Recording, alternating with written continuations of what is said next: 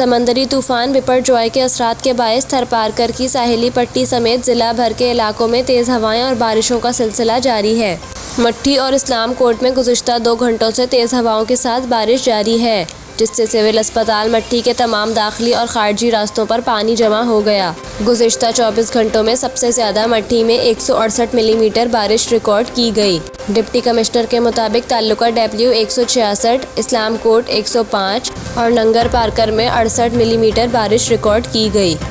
दूसरी जानिब महकमा मौसमियात के मुताबिक बिपरजॉय तूफ़ान से मज़ीद कमज़ोर हो गया।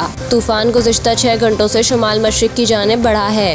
महकमा मौसमियात का कहना है कि बिपरजॉय मज़ीद कमज़ोर होकर डीप डिप्रेशन में तब्दील हो सकता है और तूफ़ान कल मज़ीद कमज़ोर होकर डिप्रेशन में तब्दील हो सकता है। महकमा मौसमियात के मुताबिक थरपारकर, उमरकोट, बदीन के अज़ला में कल तक मूसलाधार बारिश का इम्कान है। इन अज़ला में हवाएं 60 से 80 किलोमीटर फ़ी घंटा की रफ्तार से चल सकती हैं। कराची, हैदराबाद, शहीद बेनज़ीराबाद और सांगढ़ में आज रात तक बारिश का इम्कान है। 30 से 40 किलोमीटर फ़ी घंटा की रफ्तार से हवाएं चल सकती हैं।